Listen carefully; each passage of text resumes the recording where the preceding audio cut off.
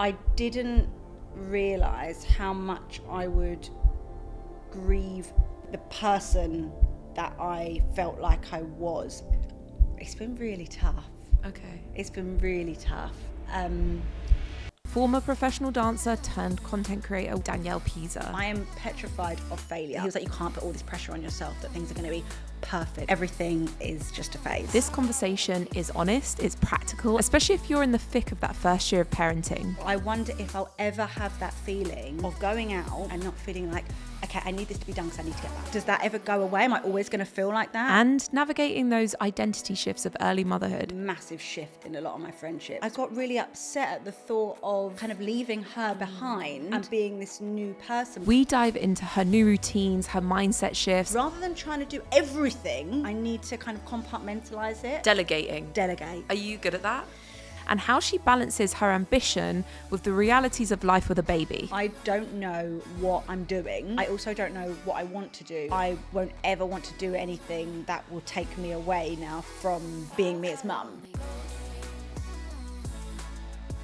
You have been cultivating millions of followers online, creating these really engaged community from fitness, fashion, beauty. One of your YouTube videos has got over 14 million views. It's wild. And that's just one. There's multiple videos that have millions of views as well.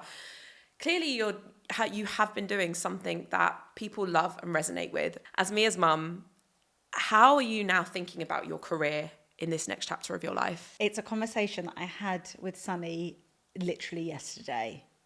And I said to him, I don't know what I'm doing in terms of career. I also don't know what I want to do, but I think the most scary part is I don't know what I'm able to do, because I won't ever want to do anything that will take me away now from me being me as mum. And I know that this is something that obviously so many women kind of struggle with, you know, that whole like, oh, maybe I have to miss out on some of the school pickups. My sister right now, she's such a successful corporate lawyer. She isn't necessarily always around to do all of the school pickups. Her kids don't care. They get nanny at the school gate. They'll get daddy. They'll sometimes get Auntie Nell there.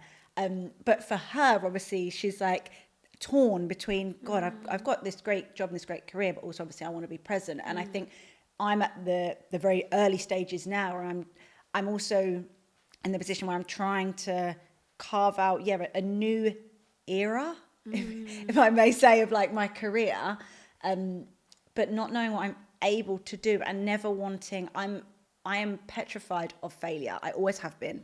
I never used to set myself any goals because I thought if I set a goal and I don't achieve it, the only person I'll disappoint is myself.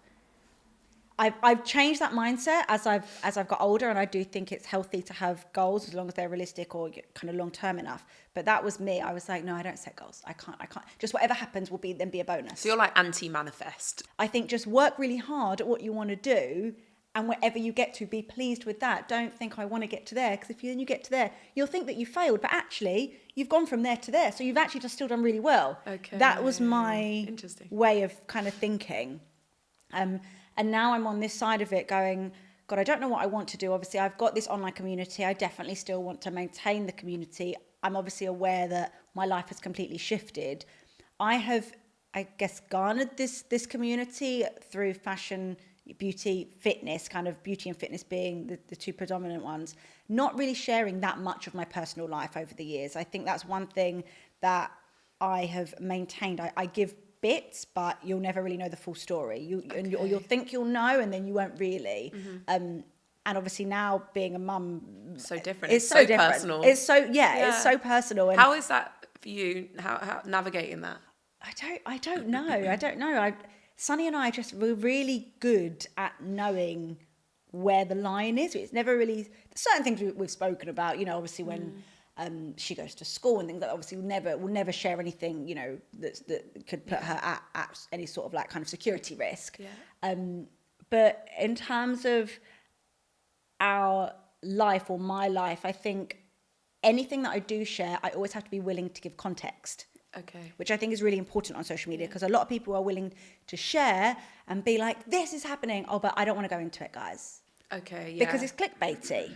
Yeah. Whereas I'm like, anything that I'm willing to share, I have to then be willing to give context, which I actually think means that I share slightly less, because there are some things I don't want to give context on. So therefore, just don't say it at all. But you have created this, I love it. You have an Instagram new mum club. Yes. There's thousands of women in there, I'm assuming new mums.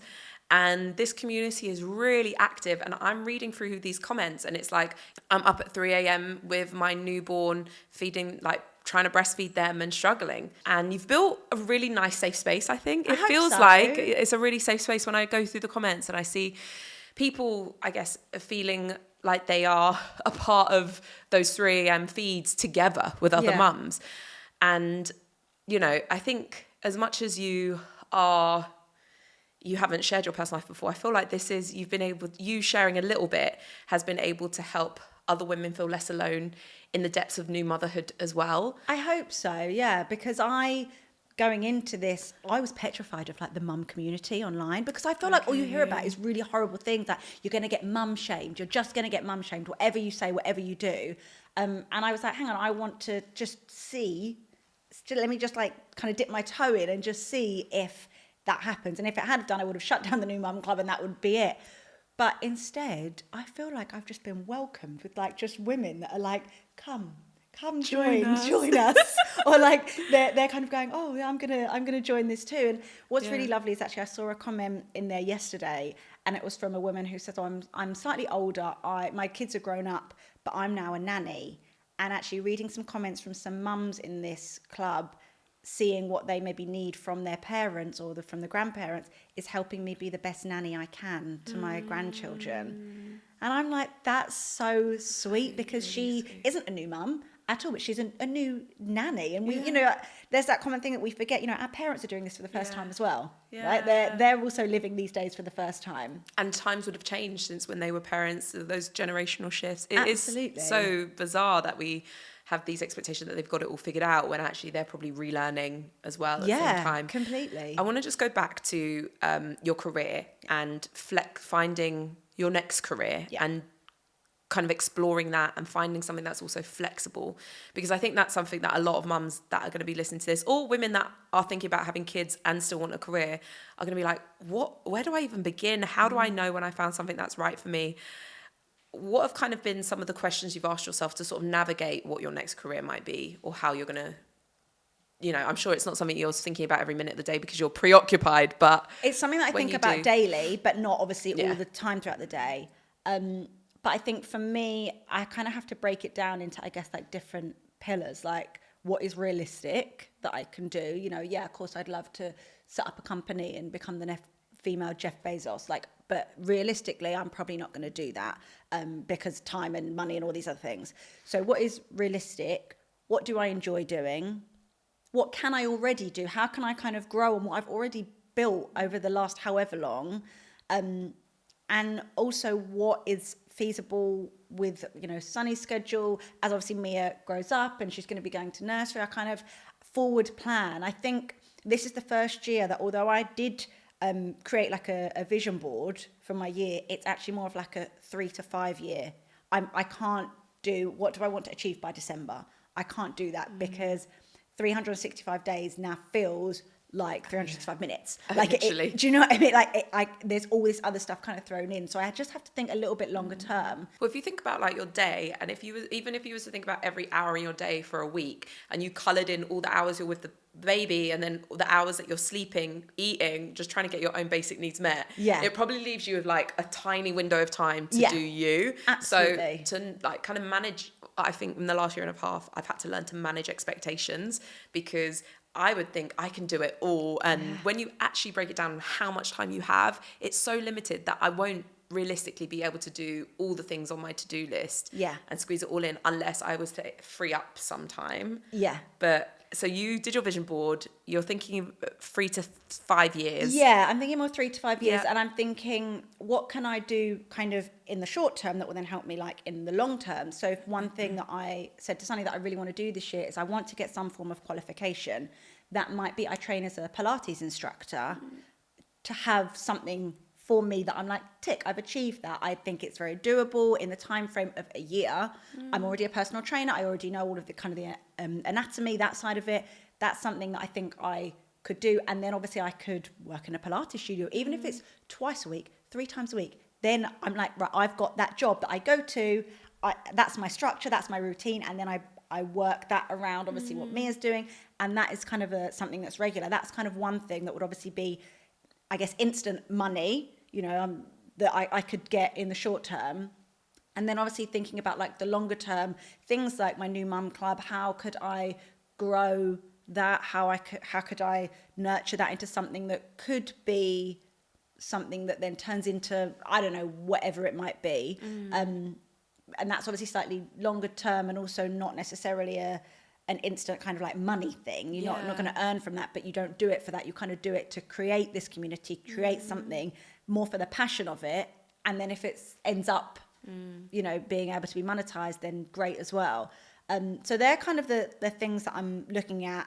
And then I've got like my wild ideas in my head that I'll literally turn to my mum and go, do you know what I think I want to do? I think I want to start this like company, or I think I want to start like something that's so wild and so far out there that I'm like, God, if I could, and if I know that people say, oh, you know, if you were told that you would never fail, what would you do? Like those types of things.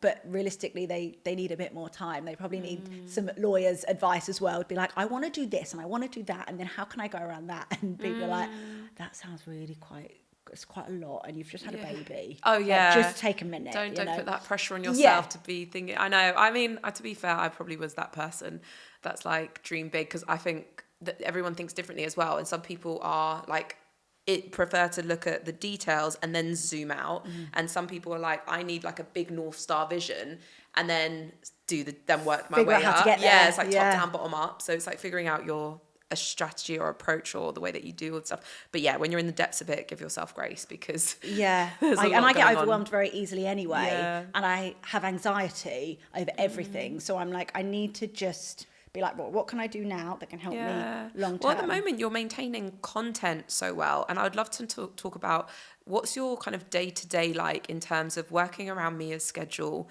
and then also fitting in your job. You know, content creation is like, you know, you have to feed the beast to a degree in order to maintain those brand deals and get that income. Do you have a structure that you live by? And I mean, this could be relevant to anyone that's got a part-time job or is even building something they want into a job whilst they also have a baby, or even people that are sort of phasing themselves back into work eventually, maybe after their maternity leave has ended or something. What sort of structure do you sit with? Or do you have every day? Will try to utilise, obviously, her nap times. And look, it's hard, right? You need to stay on top of the house. You need to meal prep for the next meal that she's going to have. There are all the things that you need to do. You need to reply to that text. You need to pay that bill. Like, all the things. I try to utilise her nap times and on different days do different things. So for example, on a Monday it might be like, I'm not going to do any housework during this nap time because actually I just need to sit with my laptop for maybe the hour and a half that I might get, and that's what I'm going to do. But then do you know what, on Tuesday during her nap time I'm going to do like the laundry or something, you know. I rather than trying to do everything in every nap time, I need to kind of compartmentalize it, which helps me kind of be able to get a little bit further ahead. If you kind of think of it as like a chart, that one's going up and then this one is staying, but then the next day this one will go up. And and that one, I like that idea of like the kind of charts, and then as soon as you build it up, it kind of starts coming down again. Yeah, and then you've got to like top it back up again. Spinning plates, like you got to keep the plates spinning because it's going to start slowing down soon. I find that I'll utilise like her nap times, and like I said, after she goes to bed I'll also give myself some laptop time. Then I'm very much like a pen to paper person, so I'll write down as well things that are for me that I know that I need to do, just like as a personal like kind of tick list, because I like the actual feeling of like ticking something off. So I think in terms of like work, that's how they're the times that I'll do that kind of. I'll just utilise her nap times as and when. And then if we are lucky enough to have my mum or Sunny's mum come over, then again, like I'll be in the house, I'll still be there. So I'll be on hand if, oh, by the way, Mia needs this lunch. Oh, let me just quickly get it out. And then can you feed her for me? But I just try and utilise that. But again, I know that's a really privileged place to come from because we do have help from both of our mums, which, you know, a lot of people won't won't have. But I think nap times, now that we're kind of getting into a routine, it's the only time, because when I'm there with her, I want to be present. Like, I have found myself on my phone while she's there, and I just think that she deserves better personally than for me to be doing that, unless it's something that I have to do urgently or really important. But I don't know, basically. I don't know how I'm doing it, but just squeezing it in. I think that's when you can, that's what you do. Yeah. Delegating. Delegate. Are you good at that? I'm learning. I am learning. Like when I said, if you say my mum's at our house and it'll be our lunch there, my mum can easily go to the fridge and get out her lunch and heat it up and then give it to her. But I'm like, no, I'll do that, and then can you just feed her? When I could have saved myself another like 5 minutes of time and just let my mum do it. But I also I feel this sense of like, you're already doing enough just by being here, so let me then help you out. And my mum's like, I'm here to help you out, and now I'm here and you're trying to help me out by making me do less. Like, let me do, But letting go is hard, hey? It is, yeah, it is hard. And I think there's that kind of little voice that's in my head that's like, but you can do it all. You can do it all. But then there's a louder voice that's like, you really can't. And if you try and do it all, then you're gonna self-combust. Talk to me a little bit about your journey that you've been on in the last 9 months of kind of, I don't want to say coming back to the old you, because you're kind of coming back to yourself, but a new person, I think. I know what you mean. What has that journey been like? It's been really tough. Okay. It's been really tough. I didn't realise how much I would grieve the person that I felt, not my lifestyle, but the person that I felt like I was. And actually, I have always suffered from depression. So I actually thought, well, all my problems are fixed. I've fallen in love. I've got a baby. I've got this new house. Everything is great. Like, what more could I want? And I felt as though I got really upset at the thought of kind of leaving her behind and being this new person, but still having those moments of feeling sad, mainly because I was tired. Oh, yeah. Like that, everything stems for me at the moment from tiredness. If I'm tired, then anything is going to get me. So I do feel like I kind of grieved, and I think I still am kind of grieving her. I think a big part of that is my friendships have played a big role in how I've felt. Just the massive shift in a lot of my friendships, which is something that I also feel like I'm kind of mourning and grieving, and it's at no one's fault. It's just how life goes, I think, when you become a mum, and friendships naturally, I mean, in life, friendships naturally shift whether you're a mum or not. But yeah, that was just nothing to add on to everything else that I was feeling. I know a lot of people talk about losing their pink and trying to get their pink back. I definitely have not found mine yet. I feel really grateful that I've got Sunny around to help, and we've got grandparents that are close by that will always help, so that I can kind of just take those moments and catch a break, go get my nails done, get my hair blow dried, something like that. But I wonder if I'll ever have that feeling of going out, for example, to get my hair blow dried and not feeling like, okay, I need this to be done because I need to get back. Yeah. Like, does that ever go away? Am I always going to feel like that? Like, I always feel as though if I'm out, I'm on borrowed time and I have to get back, because no one's made me feel like that. It's something that I'm obviously putting on myself and my dedication and responsibility to my child. But it's like, I have to get back because I have to be there for her, even if she's with my mum and my mum loves hanging out with her. I still have that feeling. So I'm trying to figure it out. I mean, I'm 9 months in, so I definitely... as somebody that's like this podcast when the babies were like 5 months to now being a year and a half in, it does get easier. And the more independent they become and the more capable, and even just the small differences, like instead of having, when you're weaning and you're having to cook all the food and mush it all down and make sure it's super pure, to then like, now I can go sit in a cafe and give them, the other day we were out and they had pizza and I'm like, yeah, cool, have the pizza. It's okay. Now and again, we're out having pizza. Yeah. Whereas before you're like choking hazards, all the salt, la, la, la, la, la, like all these things worry you. And it's those small micro changes that happen every day, I think, make you feel like you finally got a little bit of yourself back? Because you're able to give yourself time again. Yeah, I hope so. I really hope so. Obviously, like, I'm going to take your word for it. And if I don't feel like this when she's 18 months, I'm going to come knocking on your door and be like, you said I was feeling different. Yeah. Oh, you're more than welcome. I mean, I'll probably, like, in 5 years' time be like, that was still really, really hard. What was I talking about?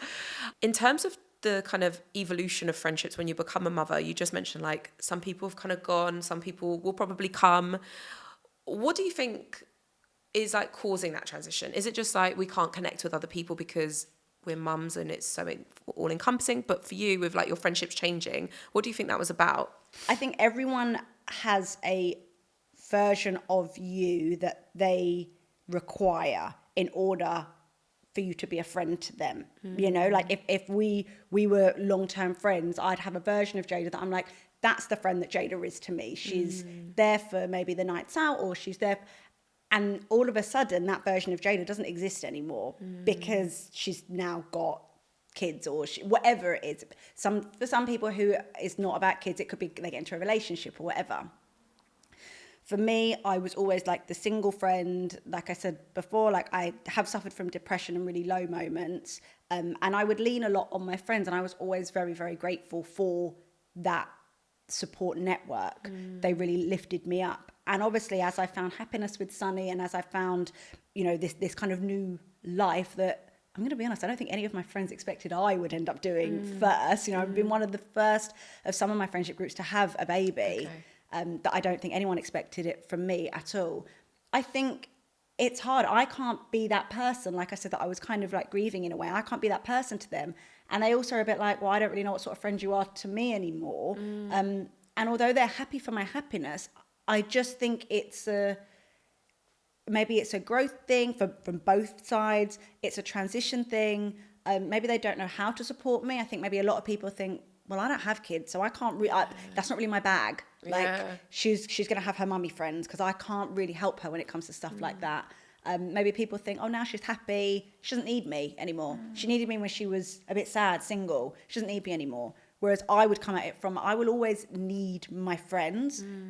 I now need them to be happy for my happiness. And I, you know, as I would always want to be needed by someone, not in a dependable way, but needed as a friend. Like, who's going to say, oh, I don't need you anymore as a friend? Like, of course I do. Like, if you've been my friend before, you're still my friend now. I still need that friendship. I still want that love. So that's been quite a tough, like, transition.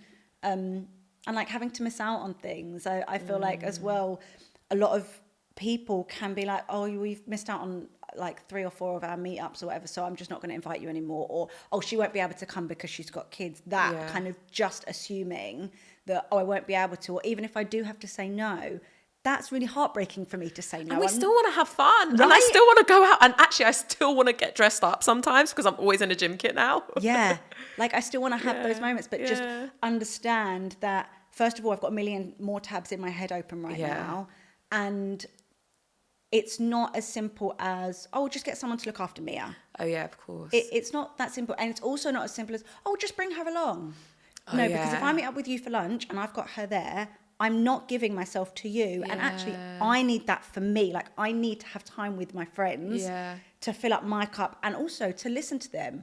Otherwise, we've all done it. Had a conversation with a friend, and we know the friend is not there. Yeah. Behind the eyes, they're not really there. They're kind of on their phone funny, or whatever. The memes of like parents in the soft play, and they're like trying to have like a little catch up, and they're running, and they're going up the soft play and running after the kids, and like giving some gossip, and it is quite ridiculous. It's that, and so I think, you know, also out of respect to my friends, if I'm with you and you've made that time to meet up, I want to be able to be present with you. Do you think that your friend, or just like, because I read up about how you were had a lot of conviction and excitement, and had made a really firm choice about getting your eggs frozen. Yes. You shared a little bit about societal pressures and hitting 30. That wasn't like the main reason why you did it, but it was one of the reasons why you did. And I guess from what I read, you were like, I've come to terms that, you know, I might not find someone, and so I want to have a backup plan. And so you went and got your eggs frozen when you were 33. I want to go into a bit more about your choice of doing that, but that also might have come a bit of a shock from your mates, because they've been like, oh, you know, this is our single friend that's like preparing to be single forever and getting her eggs frozen, and then like all of a sudden a year later you meet Sunny. and your life's changed. Yeah, it felt very much like maybe some people around me, without actually intentionally kind of saying it, did think, oh, well, she's freezing her eggs, so that's it. She'll kind of be single for the foreseeable. But that wasn't the case for you. No, like I wanted to find someone. I was kind of actively kind of going on dates, and I was on a few apps and things. I just hadn't found my person. I had found a lot of people that were definitely not my person, and I'm really grateful for those experiences. But I also didn't know at the time if I wanted to have children. I didn't know right up until I fell pregnant with Mia whether I wanted to have children. Sunny and I have spoken about the idea of starting a family, and about kind of, I think if I were to have a family with anyone, absolutely, you are the person. You are my person. I knew that I knew for certain. But I think until, it wasn't even when I took a pregnancy test, until we actually went and we had an early scan, and the doctor was like, see that little lentil that is like flashing? That's your baby's heartbeat. And in that moment, I was like, oh my God, I must protect this thing with my life. Like that's it. Like, I don't think I've ever been massively maternal, but obviously the protection instantly was like there. And I was like, right, this is what I need to do now. So it just like kicked in. It kind of just kicked, that instinct just kicked in. But I'd never been massively maternal, but I also was aware of, biology, and as much as we say, there shouldn't be pressure on women, and there shouldn't be pressure on women, but our bodies are our bodies, and at some point we will no longer be able to reproduce. That's just a fact. Like that's not me saying you have to do it before you're 30 at all. You're not in a rush to do it before you're 30, but if you do want children, there is a cut-off point. That's not me being rude about it, but there is a, women will go through the menopause. You won't be able to conceive, or you might find it a lot harder to conceive. And so I just was taking this precaution, again, from a really privileged point of view, that I could do that at that time, because it's not the cheapest things to do. And also you do need a really good support network. And I still don't regret doing it. That's not what kind of where Mia came from. And a lot of people ask me that as well. Oh, she's one of the frozen eggs. No, they're still in the freezer. I still am paying for them to be stored every year, even after having her. What do you think you'll do with I don't know. A few people ask me this. I think I've got up to 10 years that I can store them. And I pay yearly for that. I think maybe once Sunny and we have spoken about having another child, not anytime soon, but we both have siblings ourselves. So we love that sibling, the thought of me having a sibling. So I think maybe once we feel like we're done, I don't know if you're ever done, but once we feel like we're done, I would potentially allow them to be used for research. I don't personally think that I would allow them to be fertilized and used. I just, that's still my DNA. And also I don't think it would be fair on me or on Sunny. Such an interesting thing to think about, isn't it? That there's a part of you there. How do you know when you are getting to a point where you're like, I need to draw the line and have some boundaries of what I will and won't do? Because we all want to do it all, but we physically, mentally can't do it all.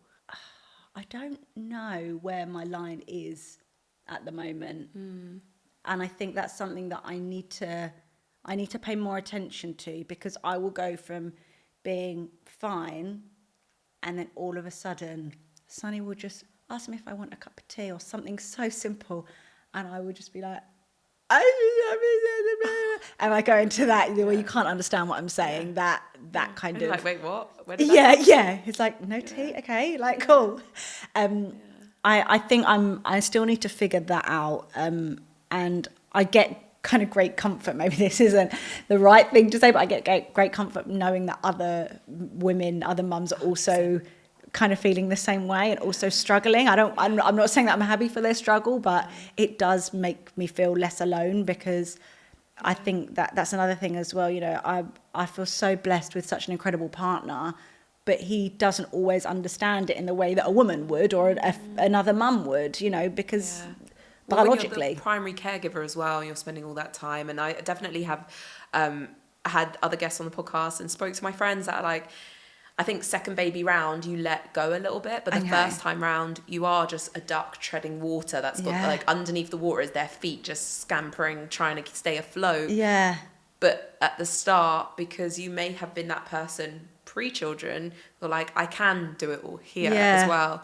But I think by the second time, people are like, just, you know, I'll give myself more grace. I would delegate more. I would definitely allow people to change their nappies, and it doesn't mean I'm a bad mum or whatever. But also, I guess you have to, right? If you've already got one that is, say, running around, unless they're, you know, fully grown up, you kind of have to, because you're like, well, I mean, we had to with twins. It'd be like, okay, right, you take one, I'll take the other. Yeah. Like, I can't get. There were obviously moments where I'm like, oh, I haven't fed that one as like personally in my arms as much as I have the other one today, and you know, hormones are still raging. You don't get back to your, you know, self again until like 2 years postpartum. A lot of research has come out to say.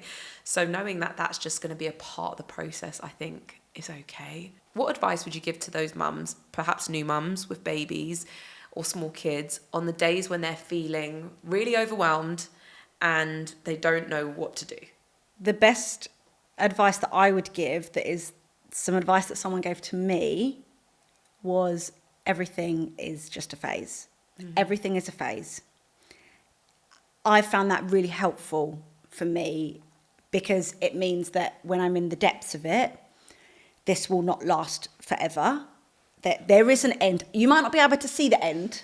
You may not be able to see the light at the end of the tunnel, but you are moving through the tunnel. It may be a very long tunnel, but you are moving through it. But also the good times, that everything is just a phase. So enjoy that, because sure as hell it will change and you'll end up in another regression or something like that. But when you're in the depths of it, it is just a phase. And I know that that might not help people, but that really helped me. When I was like, why won't she sleep for longer than this? Or why, you know, is she always throwing up her milk? Or why this? Or why am I so tired?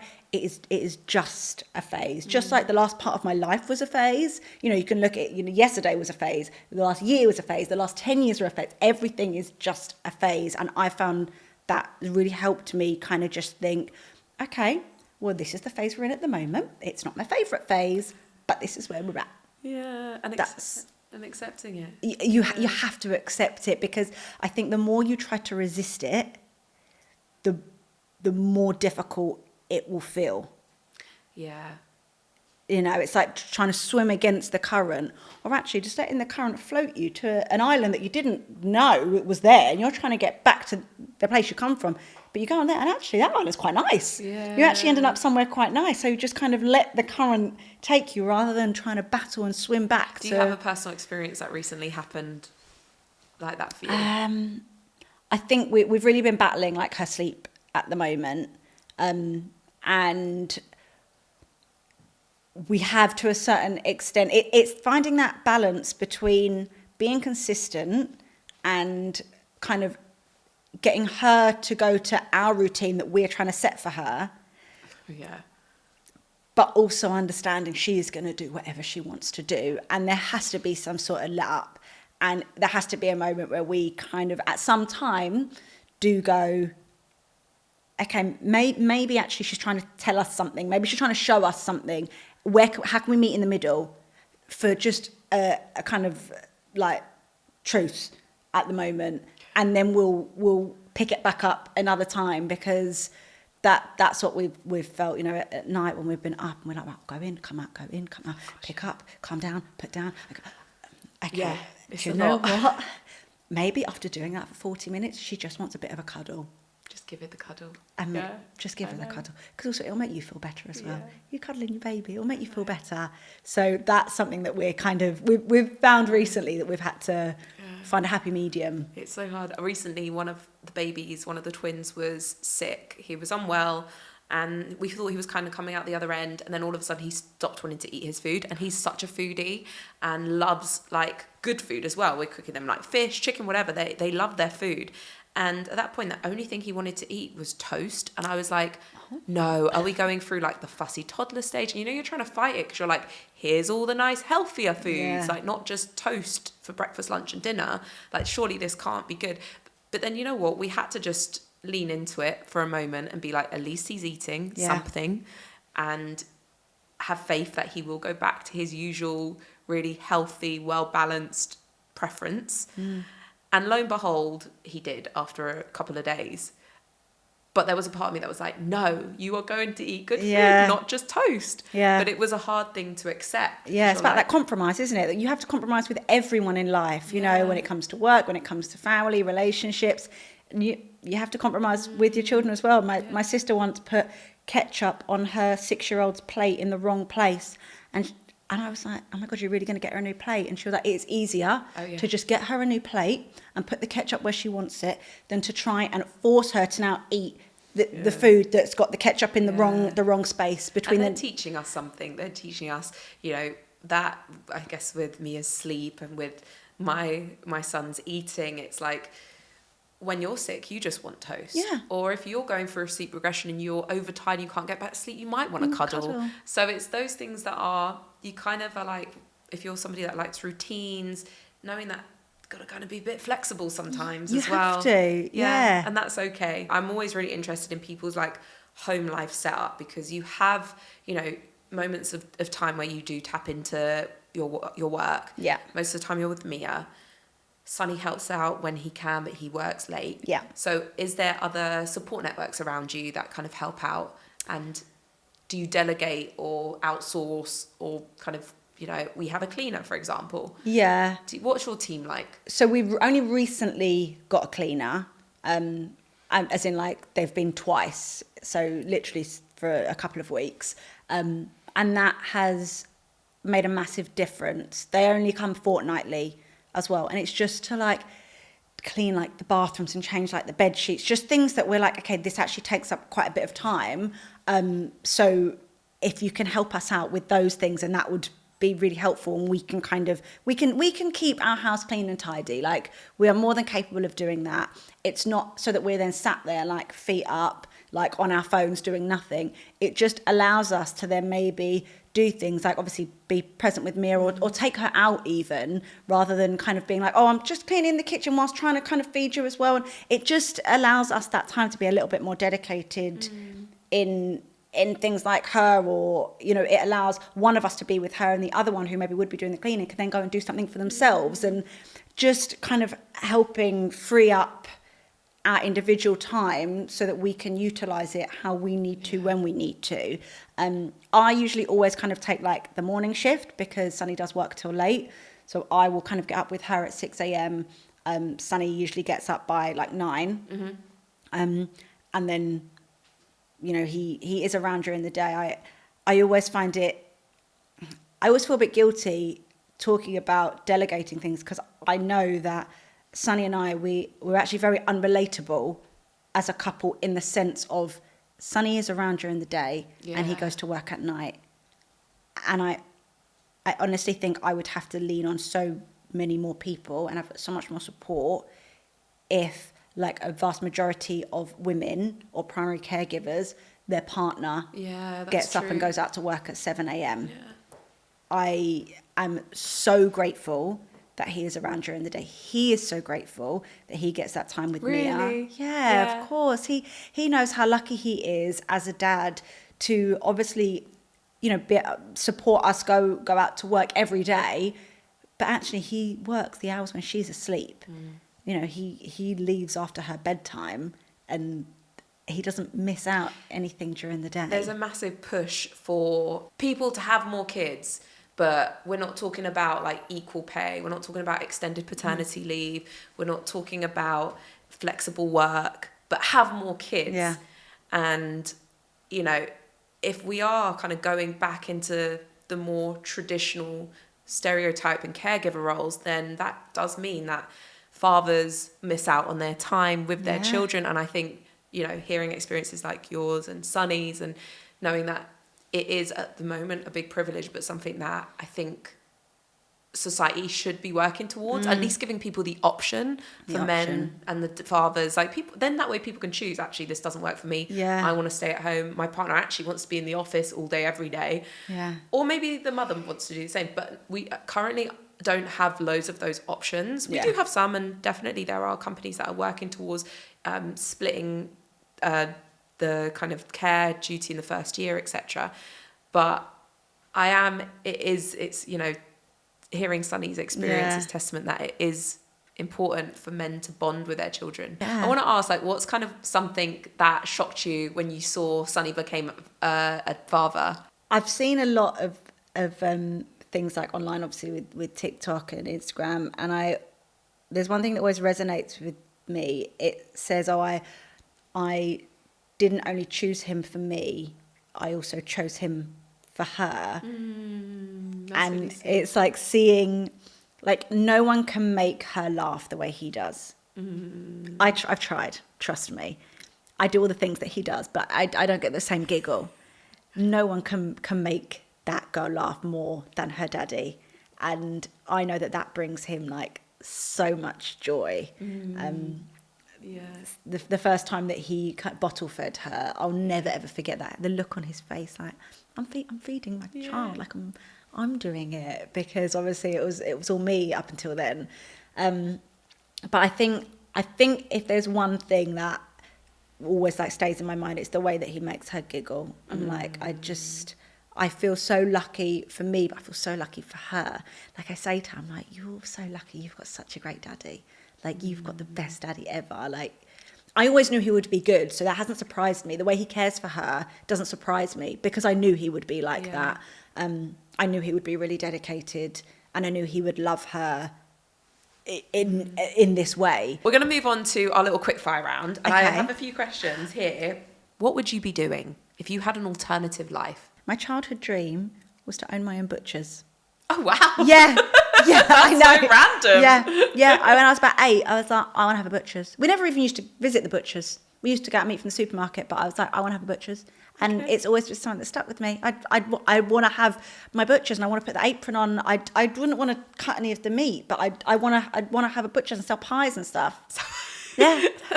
Peazer's pies. Oh my God, Peazer's pies. There we go. We've got it. There we go. Yeah. Okay. And so if you could swap any roles with any CEO mum who's dead or alive, who would it be? Is there anyone that comes to mind? Emma Grade. And why? First of all, she's a Londoner. Yeah. Living in LA. Really like that. She's done it. She seems to have found the balance.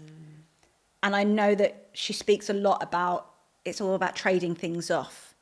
Sometimes she's the CEO, sometimes she's the mum, sometimes she can't do this, but then she can do that.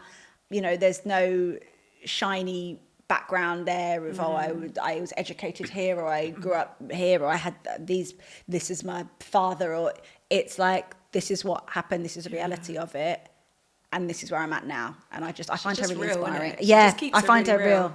I quite like it. And she's got this different, she's kind of got the American confidence mixed with like the British realness. Yes. And like, she'll just say it how it is. Whereas I know a lot of we've been kind of socially conditioned to be a bit more like, British politeness and, kind of beat around the bush. Whereas, when I watched her on Dragon's Den, she was just like saying it how it was and cutting straight to the point, which is actually quite good sometimes. So I guess when you've got 4 kids, you don't have time to be exactly. doing all the niceties.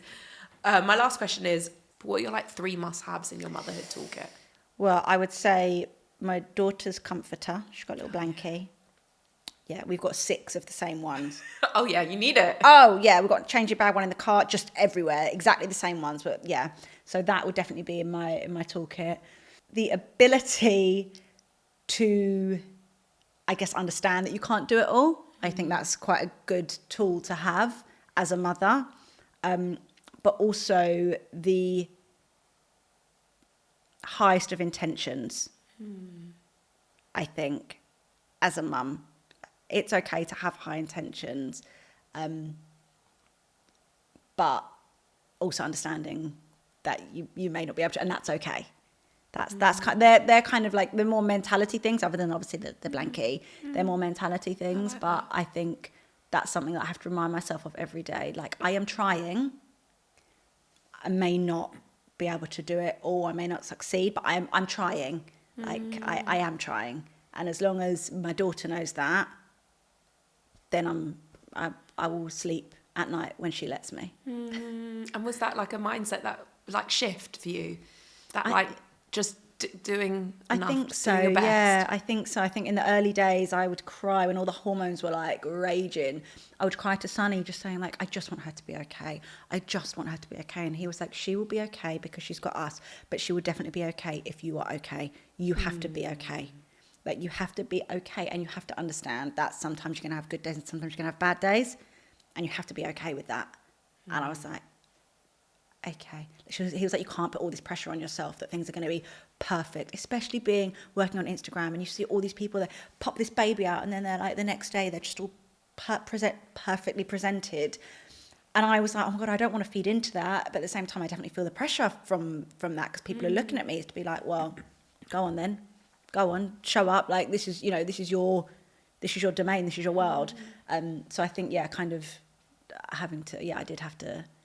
had to humble myself. And you're doing amazing as well. And you really are. I'm trying my best. Give everyone listening and Danielle, honestly, big pat on the back. And yeah, thank you so much for joining me today. Thank you for having me.